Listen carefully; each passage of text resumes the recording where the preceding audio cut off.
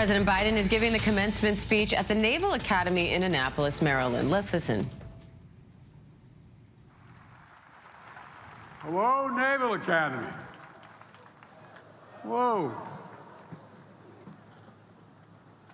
Before I began my speech, a thought crossed my mind as I was told the class of '72 is here.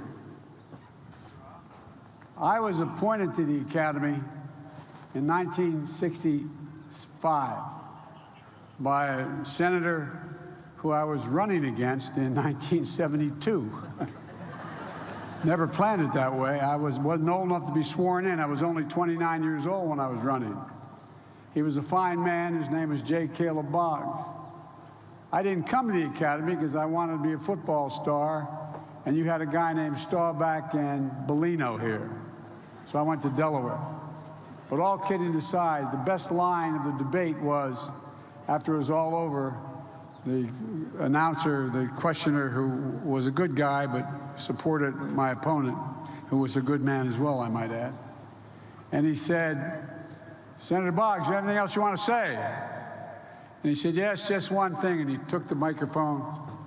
He said, "You know, Joe, if you accepted my commission to my appointment to the Academy," he said, "you'd still have 1 year and 3 months active duty, and I'd have no problems right now." So the class of '72, welcome. You guys must be very proud of all you've seen and done. Well, midshipmen, you made it. You made it.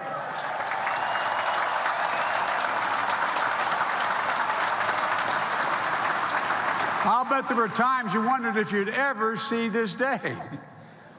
Especially those early days when you had to chop everywhere, memorize every reef point to make it through the sea trial, and even passing chemistry, for God's sake. Well, this education has at times pushed the edge of what you thought would be possible in order to develop you morally, mentally, and physically. And it was worth it. It was worth it all because today you stand ready to assume the title you've been working toward for so long. Ensign, United States Navy. Second Lieutenant, United States Marine Corps.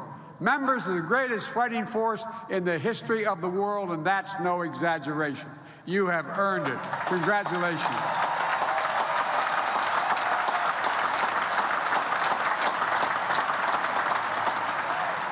I mean it. You really are.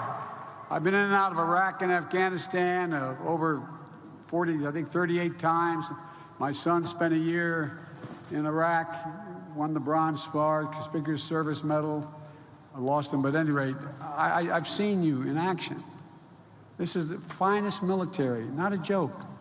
We have the finest military in the history of the world. And thank you, Admiral Bug, for the work you and your team have done to put these young men and women in shape when they arrived here 4 days ago on I-Day into officers of the armed services in the United States of America. And Secretary Del Toro, Admiral Gilday, General Berger, you know better than anyone how important these missions are we're going to ask these young officers to carry out. And looking out at this field, it's clear to me we're going to be sending our finest. Congressman Ruppersberger, it's great to see you here. I'm told you're here. I also want to recognize Congressman DeJarle and Congressman Crowley, both here today as proud parents commissioning midshipmen. And by the way, and I know that all midshipmen here are holding in their hearts the memory of two classmates who tragically did not live to see this day. I hope I'm pronouncing Duke's last name correctly, Carrillo, and Michael Mills James. Folks, midshipmen, this is your day. But I want to start by recognizing the people who got you here. Your parents, your family, everyone here that shows the support to get you here. It's their day as well. So midshipmen, stand up and clap for them. For them. I mean it. And moms and dads and grandparents, thanks for instilling such honor and integrity in these young women and men. Class of 2022, you made incredible memories. Please have a seat during your time in the yard. After all this class holds one of the fastest Herndon climbs in history, upholding a tradition set by the link in the class chain 50 years ago. This is a class that earned a record number of wins against Army and the N-Star competition.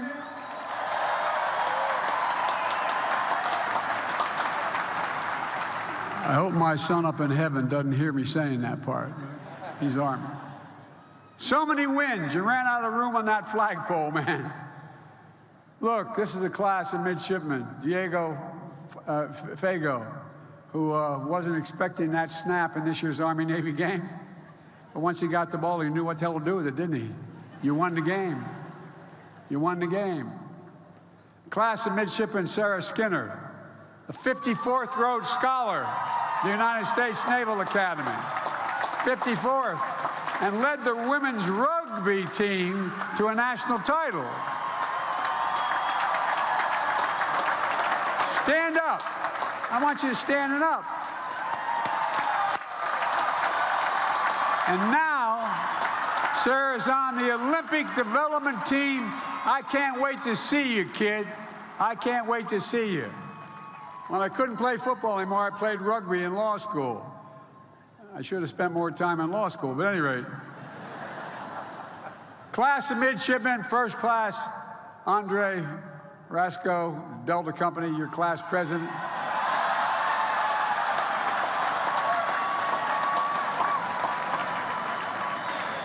I don't know, but somebody told me you may have questions for me.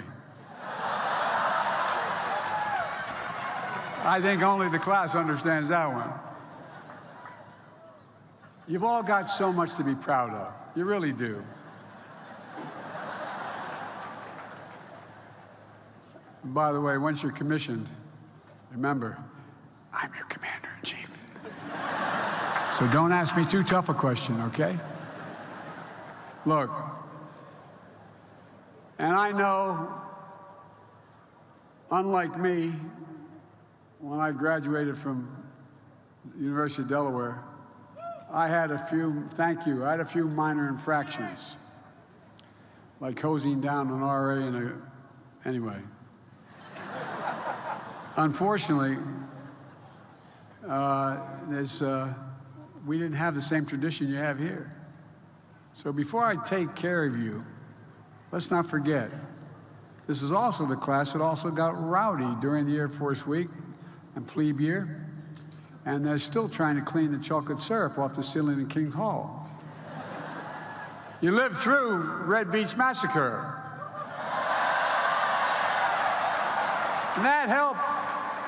And that helped the printers earn their jump wings. Anyone who wants to fess up to getting the printer onto the Chapel Dome, now's your moment. No one's going to admit it, huh? Okay. Because as your commander-in-chief, in keeping with a long-standing tradition, I hereby absolve all those serving restrictions for minor infractions. You are absolved.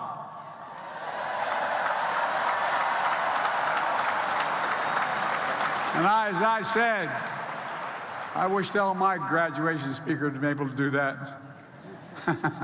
You all think I'm kidding, I'm not. Midshipmen, above all, the Academy has trained you to be leaders. Easy word to throw around, but hard to accomplish. You didn't take the easier route when you chose the Academy. And again, when you signed your 2 for 7s. You chose a life of service and purpose. You chose trial and sacrifice. You chose to be part of a mission that's greater than any individual. While every class of midshipmen is tested, you faced added challenges to maintain a sense of mission and community and purpose when the global pandemic forced everything, literally everything, to change.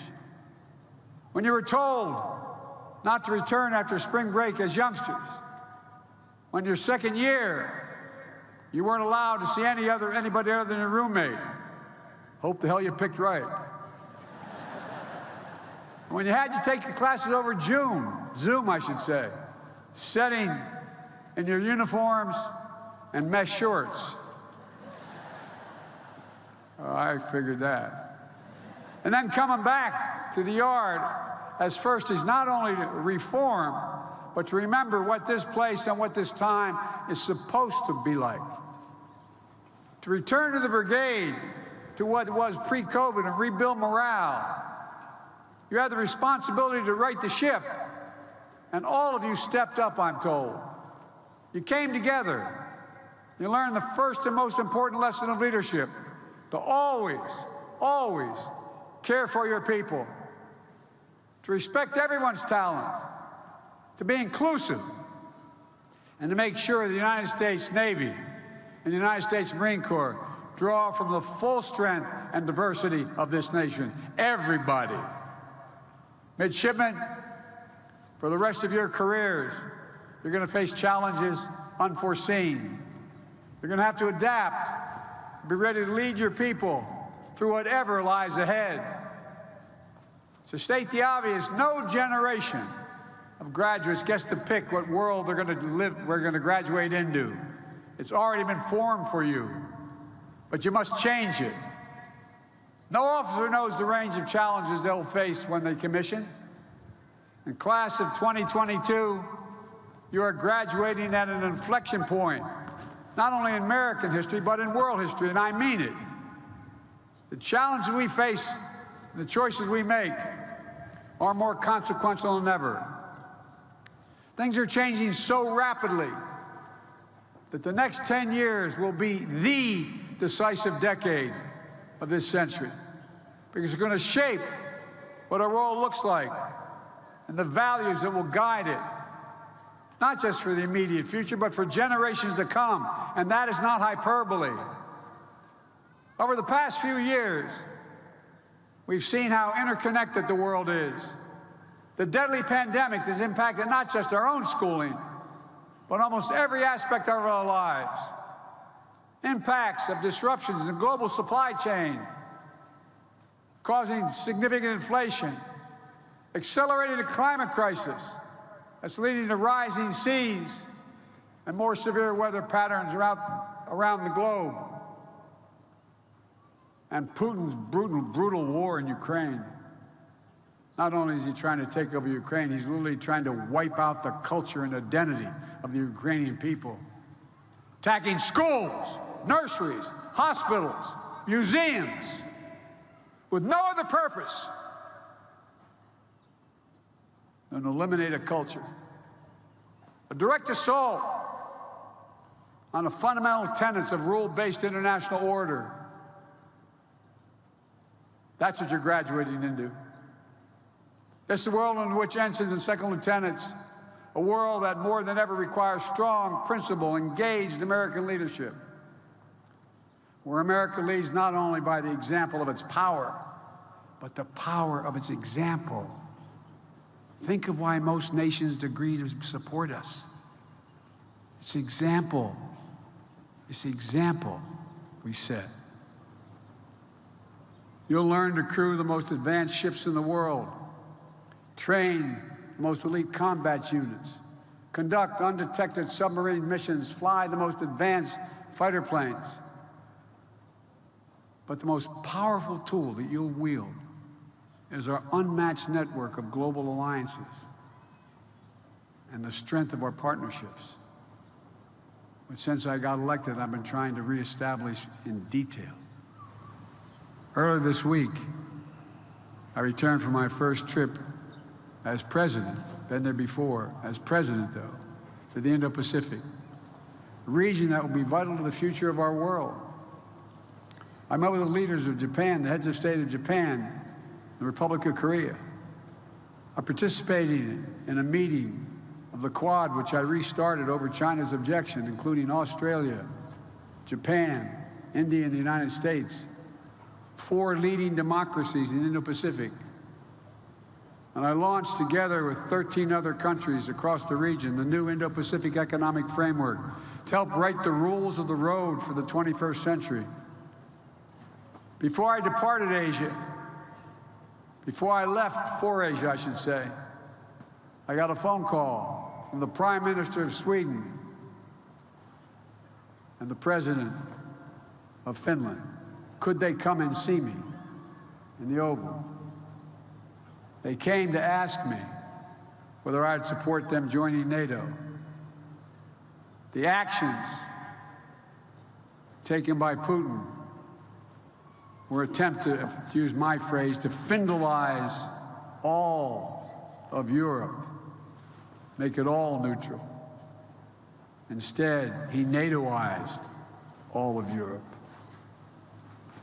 And all of this is illustrative of a foreign policy that was built around the power of working together with allies and partners to amplify our strength, to solve problems, to project our power beyond what we can do alone, and to preserve stability in an uncertain world. This is a work that will be asked of you. This is not hyperbole. I'm being deadly earnest with you, because it will be.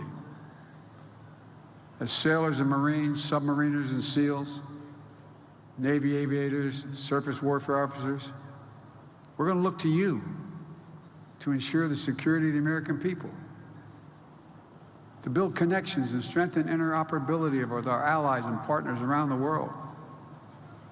You already started that work here at the Academy, where today we are graduating 12 international midshipmen representing 10 countries who will commission as officers in the militaries of their nations. Graduates, you will be the symbol and strength of your commitment to lead the world. You're going to stand sentinel, often shoulder to shoulder, with our allies and partners in critical regions of the world. Like the service women and men I just visited in the Republic of Korea, or the troops I spent time with in Poland in March. We're making real our commitment to the security of our NATO allies. In the Indo-Pacific, a maritime theater will be the leading edge of our response to natural humanitarian disasters, showing people throughout the region the unmatched ability of the United States to be a force for good. You'll defend the international rules of the road, underwrite the future of the Indo-Pacific that is free and open, ensure freedom of navigation of the South China Sea and beyond, and make sure the sea lanes remain open and secure. These long-standing basic maritime principles are the bedrock of a global economy and global stability. And you're going to help knit together our allies in Europe with our allies in the Indo-Pacific. For the first time, if I can hesitate for a second here, did anybody think, when I call for sanctions against Russia, that in addition to NATO, that Australia, Japan, North Korea, some of the ASEAN countries would stand up and support those sanctions?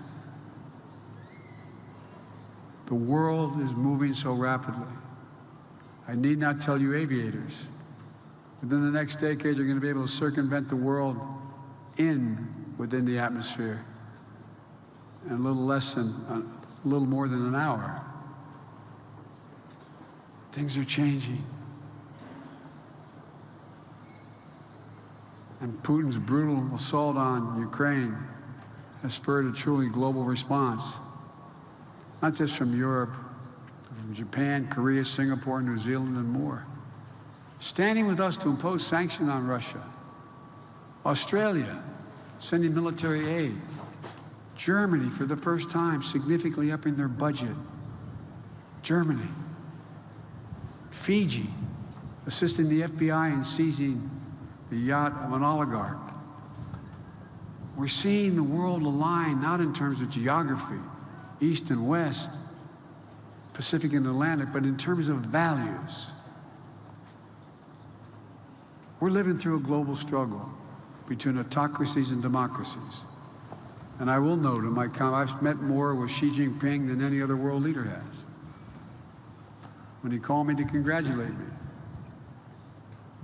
on election night, he said to me, which he said many times before,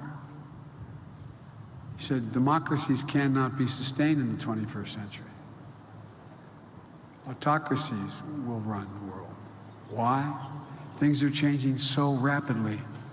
Democracies require consensus, and it takes time.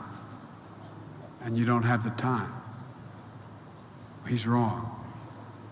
Each of you, as you go out into the world, will not only be a proud member of the Armed Forces of the United States of America, you'll be representatives and defenders of our democracy. Sounds corny, but literally our democracy. That's why you swear an oath, not to me as your commander-in-chief, or to any political leader, but to the Constitution. Our nation is placing in you great trust and great faith. The young man with me today, carrying the football. All the responsibility given to so many of you, so consequential, because you've chosen the honorable path that few before you have done. And you're going to look to uphold the honor of this institution and a generation of proud patriots who passed this way before you. Patriots like a dear friend of mine, John McCain. John and I went after each other hammer and tong on the Senate floor. We disagreed politically on things.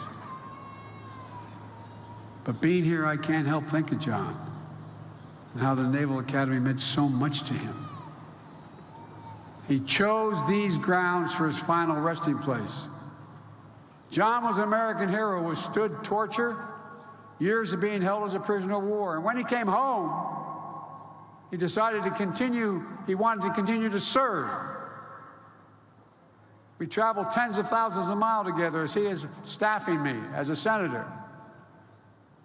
I'm one of the reasons, and I used to always get kidded by my Democratic friends, I talked him into running. He was a man of great principle and capacity. He always lived by a code, the same code that you all have been taught.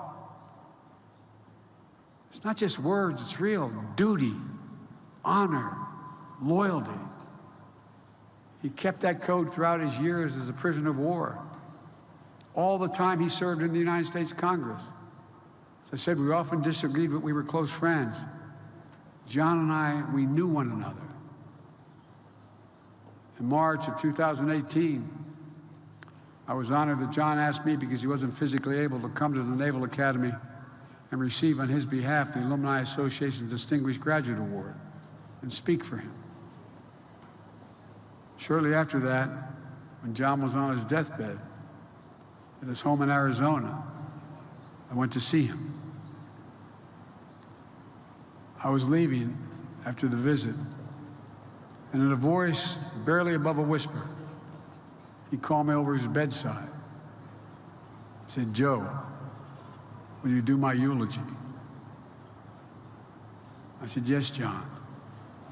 Literally at the same time, two guys who think they're hard-ass guys looked at one another and said, "I love you."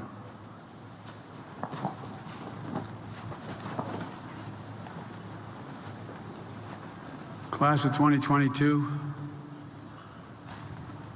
John McCain's memorial was one of the first experiences you had in the Academy back in 2018. Your class motto, "Not all of me shall die." I can't help but think must be a reflection, some reflection of that moment in your lives.